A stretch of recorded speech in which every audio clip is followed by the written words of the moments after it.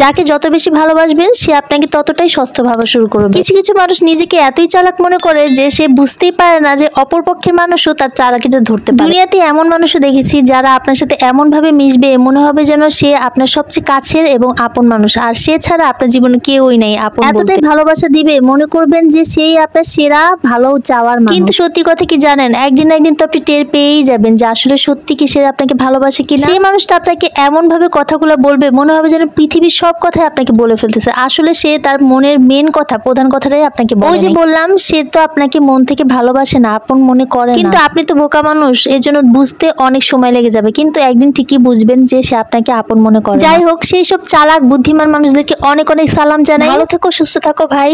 দয়া করে আমার সাথে চালাকি করতে আইসো না, আমার মনটাই কেন যেন টুকরো টুকরো হয়ে যায়। টুকরো টুকরো হয় সেটা জোড়া লাগিতে একদমই পারি না। আমি যখন যার জন্য করি তার জন্য একদম হৃদয় থেকে করি, ভালোবাসা দিয়ে করি। আমার ভিতরে আসলে সেই প্যাচ ঘোচ নাই। একটা কথা কি জানেন, যাদের মধ্যে প্যাচ ঘোচ আছে সেইভাবে করে চিন্তা করবে। আপনার সরল সোজা মানুষরাও কিন্তু একদিন বুঝেই যায় যে সে আপনার সাথে অনেক চালাকি করতেছে, অনেক বেশি বুদ্ধিমত্তা দেখায়। আর সবচেয়ে বেশি কষ্ট দেয় কাছের মানুষগুলাই, তখন একদম হৃদয়টা টুকরা টুকরা হয়ে যায়। আসলে পৃথিবীতে আপন বলতে কেউই হয় না, সবাই আপন হওয়ার অভিনয় করে। যারা সত্যি কাউকে ভালোবাসে তারা কখনোই সত্যিকারী মানুষটাকে পায় না। যারা ভালোবাসার নাটক করে যায় তারাই কিন্তু সত্যিকারী মানুষটাকে পেয়েই যায়। কারণ একটাই, মানুষ নাটক পছন্দ করে, সত্যি জিনিসটাকে পছন্দ করে না। টাকা আর অহংকার মানুষের মানবতাকে একদমই অন্যরকম করে তোলে। মানুষ তখন নিজেকেই চিনতে পারে না, আর আমাকে কিভাবে চিনবে বলেন। কিন্তু আমি সদাসম্ভব চেষ্টা করি যে এই অহংকারী মানুষদের কাছ থেকে অনেক অনেক বেশি দূরে থাকার। কোনোভাবে টের পেয়েই যে এই মানুষটা আমার সাথে অনেক বেশি অহংকার করতেছে, তখনই আমি তার কাছ থেকে আস্তে করে কেটে। এটাই তো করা উচিত, তাই না? আপনারা কি বলেন? জীবনে মানুষের কাছ থেকে অনেক অনেক বেশি কষ্ট পেয়েছি, যতটুকু ভালোবাসা দিয়েছি তার চেয়ে বেশি কষ্ট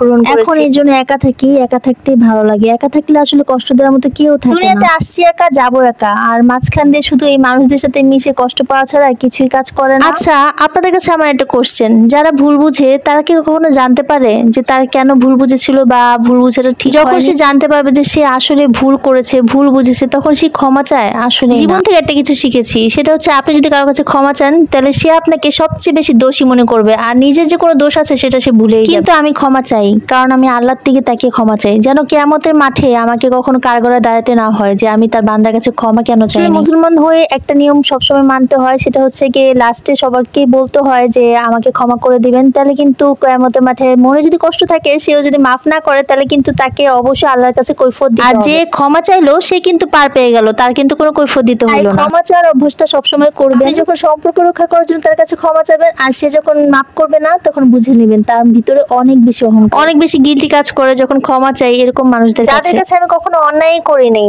মানে আমার কোনো অন্যায় ছিল না, তারপর আমি ক্ষমা চেয়েছি, আর এরা মনে করে বসে আছে যে এরা হচ্ছে নিষ্পাপ। তো একটা কথাই বলতে চাই, আমিও কষ্ট পাই তোমাদের ব্যবহারে, কিন্তু আমি রাগ করি না, কারণ রাগ করলে যদি সম্পর্ক নষ্ট হয়ে যায়। সাথে ভালো থাকতে থাকতে আসলে আমি কোন সময় নিজেকে হারিয়ে ফেলেছি নিজেই জানি। কিন্তু যে হারানোর, যে হারিয়ে যেতে চায় তাকে কখনোই ধরে রাখা যায় না। কিছু কিছু মানুষ আপনার কাছ থেকে দূরে যাওয়ার জন্য আপনার ভুল না থাকলেও আপনার ভুল ধরবে, কারণ সে আপনার কাছ থেকে দূরে যেতে চায়। বলে কি এসব মানুষকে ছেড়ে দেন, দূরে যেতে। আজকে আপনাদের সাথে অনেক দুঃখের কথা বললাম, সবাই ক্ষমা সুন্দর চোখে দেখবেন। মনটা অনেক বেশি খারাপ, একদমই ভালো লাগতেছে না। এখন ভয়েস দিচ্ছি মনে হচ্ছে চোখ দিয়ে একদমই পানি এখনই পড়বে। যাই হোক, মন ভালো করার জন্য খালামণি বাসায় গিয়েছিলাম, আর দেখেন আমার খালামণি কত কিছু রান্না করেছে। মানে খিচুড়ি হচ্ছে জাতীয় তাদের বাসার, মানে যখনই যাই খিচুড়ি খেতে হয়। খালামণির বাসায় সবাই অনেক খিচুড়ি পছন্দ করে, আর ডিমটা আমার অনেক বেশি পছন্দ। ডিমটা খেয়ে আমার কাছে অনেক ভালো লেগেছে। সাথে যাওয়ার পরেই খালু আমাদের জন্য অনেকগুলো লিচু নিয়ে আসছে, বলতেছে যে সবাই আছে, সবাই একসাথে লিচু খাবে। একটা মতো খালু আর খালামণি আছে যারা আমাদেরকে অনেক বেশি ভালোবাসে। বাবা মারা যাওয়ার পরে আমার খালাটা আমাদের সব সময় আশেপাশে থেকেছে, আমাদেরকে অনেক বেশি খোঁজ নিয়েছে, ভালোবেসেছে। আর কিছুক্ষণ কথা বলে কেঁদেই দিব। Thanks for watching, tata.